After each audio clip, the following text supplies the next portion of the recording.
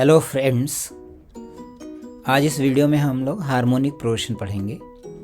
Harmonic progression बहुत ही आसान है बिकॉज ये अर्थमेटिक प्रोग्रेशन से रिलेटेड होता है। तो अगर इसकी हम डेफिनेशन की बात करें तो a progression obtained by taking reciprocal of the terms of an AP. तो जो हमारे पास अर्थमेटिक मीन था, अर्थमेटिक प्रोग्रेशन है, उसके टर्म्स का हम लोगों ने रेसिप्रोकल ले लिया। देखिए यहाँ पे रेसिप्रोकल ले रखा है, ये अर्थमेटिक मीन था जिसमें कोई भी टर्म जीरो नहीं होना चाहिए। अगर कोई टर्म जीरो कर देंगे तो नॉट डिफाइंड हो जाएगा, है ना। Any number upon zero is not defined, तो इसलिए कोई भी टर्म जीरो नहीं होना चाहिए। That progression is called HP. तो एचपी सॉल्व करने के लिए हम लोग एपी का ही यूज करते हैं। तो अगर हम स्टैंडर्ड एचपी की बात करें तो जो स्टैंडर्ड एपी होता है उसी का रेसिप्रोकल ले रखा है हम लोगों ने। तो ये हमारे पास first term of the HP हो गया, this is first term. This is second term of the HP, this is third term of the HP. ये हमारे पास हो गया fourth term of the HP, और ये हो गया हमारे पास nth टर्म। तो nth term of the HP कितना हो गया, 1/a plus n minus 1 into D. अब यहाँ पे अगर हम डिस्क्रिप्शन की बात करें तो यहाँ पे जो a है, a को कैसे डिस्क्राइब करेंगे। a क्या है हमारे पास, फर्स्ट टर्म ऑफ एपी है। That is very important, first term of AP. ये डेफिनेशन भी एपी से ही आती है इसकी। यहाँ पे ए क्या, first term of AP, d क्या है, common difference of AP, and n क्या है, नंबर ऑफ टर्म्स। चाहे एपी कह लें चाहे एचपी कह लें, नंबर ऑफ टर्म्स में कोई फर्क नहीं पड़ेगा। तो एक तो हमें ये फॉर्मूला याद रखना होता है एन टर्म्स का। यहाँ पे कोई भी सम का फॉर्मूला नहीं होता है ना। जैसे हम लोग sum of n terms of HP लिखें तो क्या आएगा, नो फॉर्मूला। ऐसा कोई फॉर्मूला जनरेट नहीं कर पाए हम लोग जिसमें हम लोग इसका सम लिख सकें। फॉर एग्जांपल जैसे मान लीजिए आपको सम लिखना है 1/1, 1/2, 1/3 अप टू 1/n, तो आप इसका सम कैलकुलेट नहीं कर पाएंगे। देन जैसे हम लोग एपी में कुछ भी सपोज करते हैं, सपोज कीजिए हमें 3 टर्म्स एपी में सपोज करना है, तो वैसे 3 टर्म्स एचपी में अगर हमें सपोज करना है तो किस तरह से सपोज कर सकते हैं, एपी के जैसा ही। जैसे आपको लिखना है 3 टर्म्स इन एचपी, तो कैसे लिखेंगे हम लोग, 1/a minus d, 1/a, 1/a plus D. तो जैसा हम लोग एपी में सपोज करते थे सेम वैसे ही। अगर 4 टर्म्स सपोज करना है तो same as AP, 1/a minus 3d, a minus d, 1/a plus d, and 1/a plus 3d। इस तरह से कितने भी टर्म सपोज करने, इस तरह से हम लोग सपोज कर सकते हैं। तो एचपी में हमारे पास कुछ स्पेशल नहीं रहता है कि जो हम लोग यहाँ पे डिटेल में देखें। बस आपको कभी भी कोई एचपी सॉल्व करनी है तो उसको एपी में कन्वर्ट कर लेना है। जैसे आप एपी में कन्वर्ट करेंगे क्वेश्चन सॉल्व हो जाएगा। चलिए इससे क्वेश्चंस देखते हैं। हाँ, ये वाला क्वेश्चन देखें, बहुत ही पॉपुलर क्वेश्चन है, ये नॉर्मली सभी बुक्स में अवेलेबल रहता है। यहाँ से आपको एचपी यूज कैसे करना है वो समझ आ जाएगा। mth term of HP, mth term का मतलब टी कितना दे रखा है, n दे रखा है, एंड nth टर्म Tn कितना दे रखा है, m दे रखा है। तो आपको HP को AP में लिखना होगा, तो हमने Tm की वैल्यू लिखी, कितना हो गया, 1/a plus m minus 1 into common difference of the AP, ये हो गया n। अब आप अगर यहाँ पे लिखेंगे तो a क्या हो जाएगा, वही फर्स्ट टर्म ऑफ AP, और d क्या हो जाएगा, कॉमन डिफरेंस ऑफ AP। इसी तरह से आप यहाँ पे लिखें तो यह आ जाएगा 1a plus n minus 1 into D, ये किसके इक्वल हो गया, m।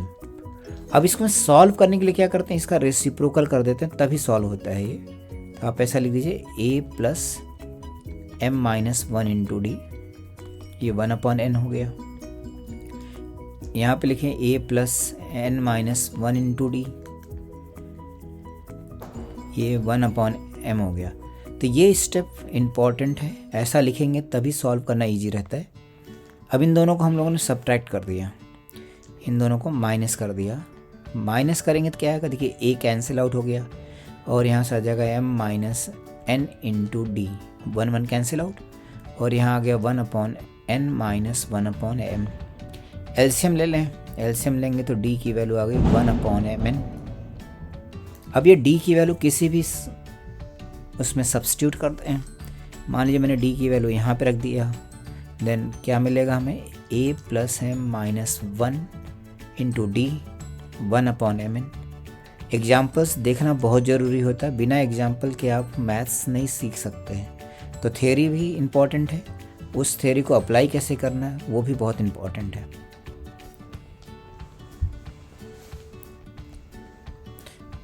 तो यहाँ से 1/n 1/n कैंसिल आउट, तो a की वैल्यू भी आ गई 1/mn। हमें क्या फाइंड आउट करना है, we have to find the sum of its m plus nth term. m plus nth term का मतलब हमें फाइंड आउट करना है Tm प्लस n। तो इसको क्या लिखेंगे, 1/a plus m plus n minus 1 into common difference. अब यहाँ पे a एंड d की वैल्यूज़ डाल देंगे तो ये हो जाएगा mn upon 1 plus m plus n minus 1, 1 1 cancel out. यही हमारे पास आंसर हो गया।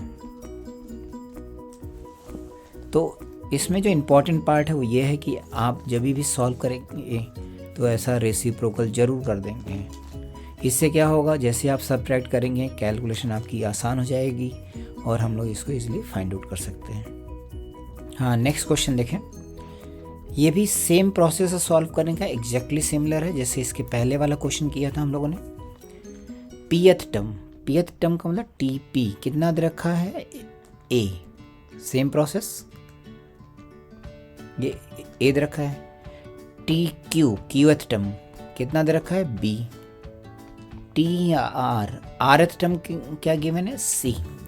अब आप यहाँ पे ए तो ए पी का टर्म तो है नहीं, तो हम लोग यहाँ पे ऐसा लिख देंगे A plus P minus 1 into common difference. तो कैपिटल ए लिख दिया हम लोगों ने, ऐसा लिख दिया। अब इसका रेसिप्रोकल लिख लें तो कितना हो जाएगा, A plus p minus 1 into D equals to 1/a। Similarly अब आप सिमिलरिटी से लिख सकते हैं, यहाँ पे क्या लिखेंगे, a plus q minus 1 into d that is 1/b, और यहाँ क्या लिख देंगे, a plus r minus 1 into d is equals to 1/c।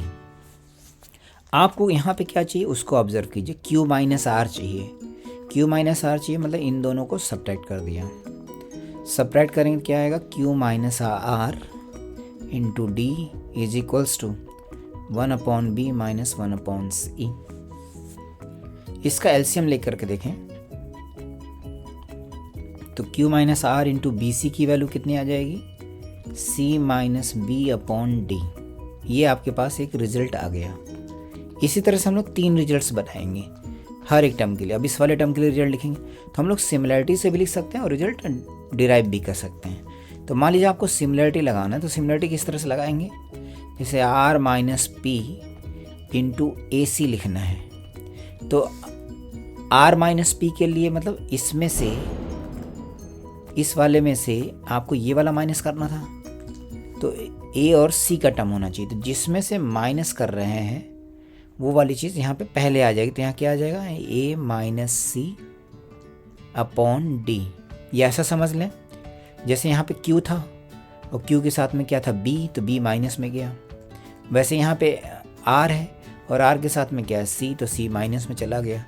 इसी तरह से आपने p माइनस क्यू लिखा, p माइनस क्यू इंटू ए बी, तो p के साथ में कौन सा टर्म है, a, तो a माइनस में जाएगा, q के साथ में क्या है, b, ये प्लस में आ जाएगा अपॉन d। अब इन तीनों को ऐड कर दें तो क्या हो जाएगा हमारे पास, p minus Q into A B plus r minus P into A C plus q minus are into B C. इन सभी का सम क्या हो जाएगा, RHS में देखिए कैंसिल आउट हो जाएगा, सब कुछ 0 हो गया। यही हमारे पास आंसर हो गया। तो यहाँ पे कैलकुलेट करने का प्रोसेस सिमिलर है, आपने रेसिप्रोकल लिखा, रेसिप्रोकल को इस तरह से लिख दिया। इस तरह से लिखने के बाद बस आपको डिफरेंस करना है।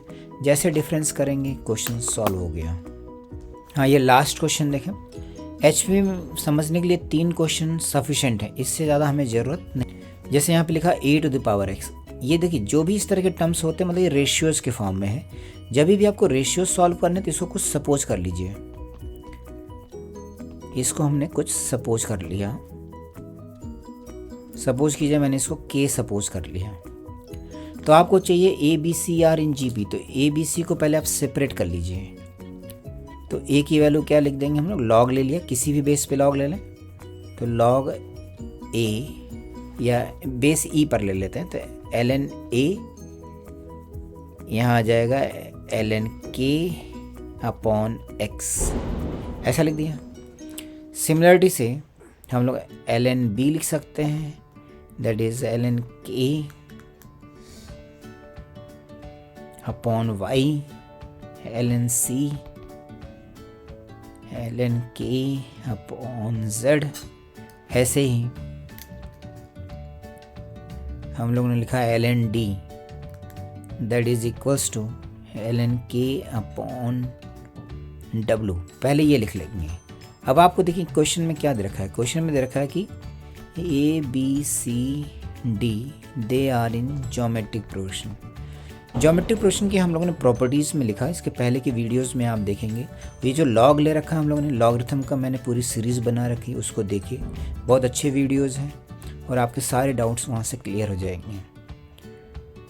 ABCD आर इन GP, अगर ये GP में तो इसका लॉग जो होता है वो AP में कन्वर्ट हो जाता है।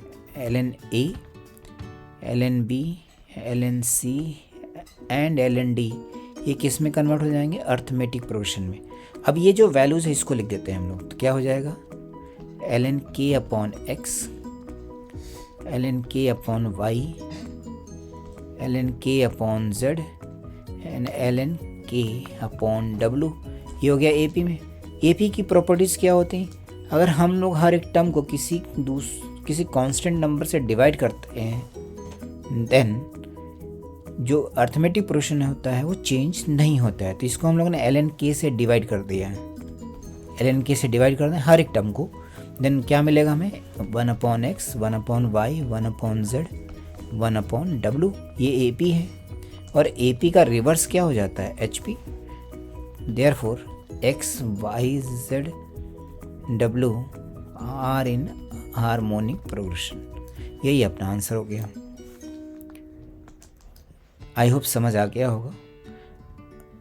हार्मोनिक प्रोग्रेशन में इतनी सफिशेंट थिंग्स हैं, इन क्वेश्चंस को प्रैक्टिस कर लेना है।